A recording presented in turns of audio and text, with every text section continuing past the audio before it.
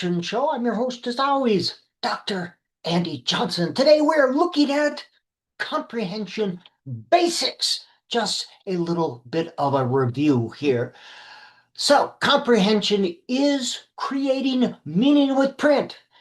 That is the same definition as reading, isn't it? You are creating meaning. You're not just responding to text. You're not a rat in a Skinner box responding to letter clues.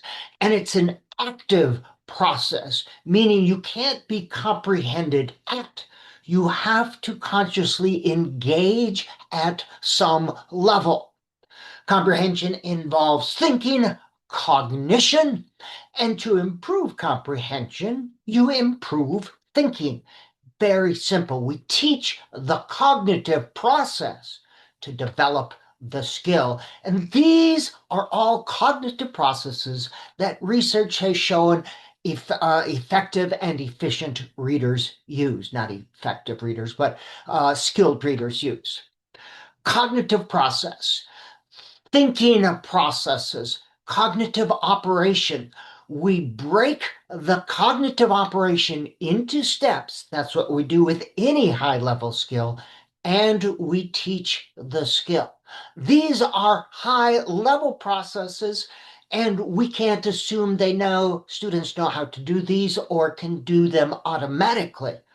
But we teach the process to develop the skill so that they will do it automatically by breaking these cognitive processes down into steps using direct and explicit and systematic and cumulative instruction to teach.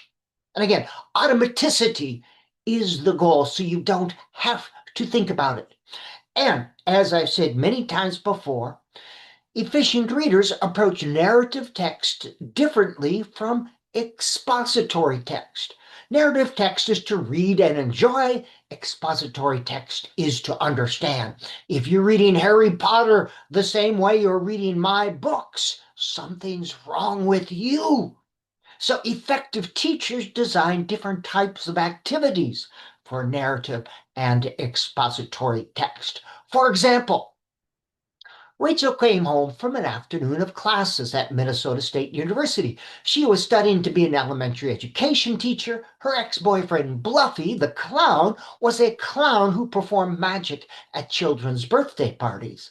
Bluffy was very angry when she broke up with him.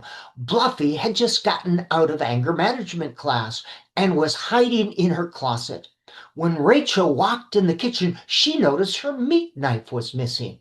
She was still thinking about Dr. Johnson's fabulous comprehension lecture when she walked to the closet to put her coat away. What do you think will happen when Rachel opens the closet? Okay, I've given a story preview or a chapter preview, and that prediction, they're reading for purposeful intent. So they have a purpose. What do you think will happen when Rachel opens the closet? We are going to look for clues. We don't want students just to guess. So they're reading, and as they find the clues, they list them here on this predictograph along with the page number. This is a graphic organizer to organize thinking. When they have clues, they make a prediction based on clues. And again, the purpose is not to be able to do a predictograph, but to do this so it occurs, this prediction process occurs automatically. It's used to organize thinking. It's a scaffold. It's a key to teaching thinking of any kind, these graphic organizers. So we teach the cognitive processes. These are done pre, during, and post-reading activities. And again, do them as pre-reading activities so that students are able to read with purposeful intent, just like I demonstrated. A graphic organizer, that's that visual display. And they're used in all sorts of ways to organize content, idea, concepts, events, but they are especially useful in teaching cognitive processes, which comprehension is. Now, if I'm teaching this in class, we do this together in large group several times. With younger students, you do it more times. With older students, you need to do it fewer times in large group, but you know. Eventually, they'll work with a partner or small group, creating these things, these predictor graphs, and eventually you can have students do these individually. These make great things for a learning log. They can put it right there. All right, some things about emergent level comprehension. Three strategies. Now, at the emergent level, we tend to focus on sentence or paragraph ideas. We do it differently. One strategy is a sentence mix-up, and these are sentences related to the story. These can be pre or post reading activities. So this involves metacognition. Does it make sense? Father has a cough, has cough, father a. It's simply a sentence mix-up where they are comprehending at the sentence level. Adopt and adapt. The same with a paragraph mix-up. 3 to 5 sentences. They're reading with purposeful intent. Boys and girls, we're going to read this story, and at the end, we are going to look at these 3 paragraphs. They're all mixed up. So I'm going to have you put them in order at the end of the story. So not only do you have kind of a pre-reading activity, but they're reading with purposeful intent. They know they have to put them in order when they're done. Post-reading maze, these are all sentences related to the story. You can go through them as a pre-reading activity, but as a post-reading, Molly blank to climb. And you can have 3 words or 2 words. With first graders and kindergarten, I like to use 2 words. Simple. Most comprehension activities are pre, post, or pre-during post. In the old days, you just give a comprehension sheet after they read the story, and that's goofy. That does nothing to develop cognitive processes. Is a pre-reading activity. Again, they're reading with purposeful intent. I need to find this out. These activities can be adopted for all levels, and the graphic organizer is key to teaching thinking. 5 other strategies at all levels: pre-post confirmation, a series of declarative statements, and at least one is not true or did not take place. You read through them as a pre-reading activity and say, boys and girls, one of these is not true. The number of statements, of course, is dependent on the level of students. Abigail Adams, and they did this as a pre-post, and afterwards they could come and correct their confirmations.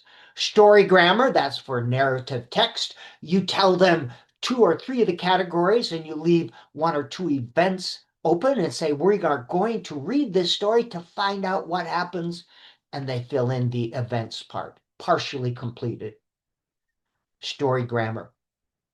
These are all modified story grammar charts that can be used with emergent levels. Here I have the characters, and I'm just looking for 2 events. This is modified characters, and they have to check the events that occurred. Adopt and adapt. Close effect, and this is always difficult to teach, and here's a simple way. A cause says is what makes things happen. The effect is what happened.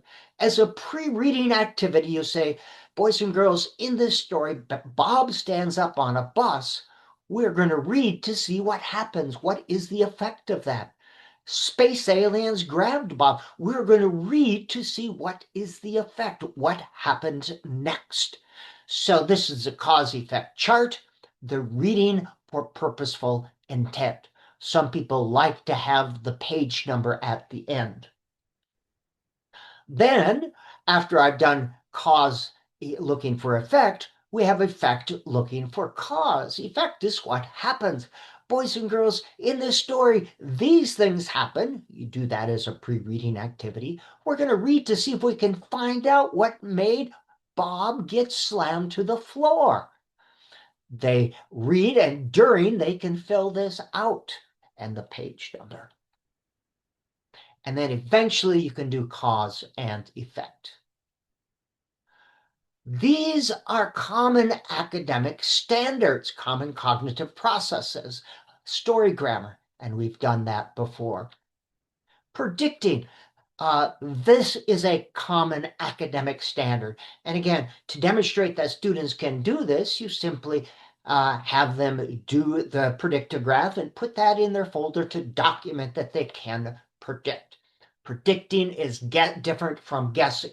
Now here I have broken down the cognitive process predicting into steps. These are the steps. Step 1, look at the question. Step 2, look for clues to answer the question. And step 3, make a guess based on clues. I demonstrate that, we do it together, and then we do this in large group, and eventually they can do it by themselves. And you can't assume they've got it after just one exposure. You have to do this many times in pairs and small groups, and then individually you can use that graphic organizer again to document that academic standard. And again, predicting is a common academic standard. You don't need no stinking comprehension worksheets. You got predictograph to teach, predictograph to monitor or document progress, and then predictograph for students to demonstrate their progress. Same thing with an inference. Ideas not explicitly stated. You're not guessing. It's a guess or a speculation based on clues. Here are the steps. We teach those explicitly. There is our graphic organizer. You give them the inference.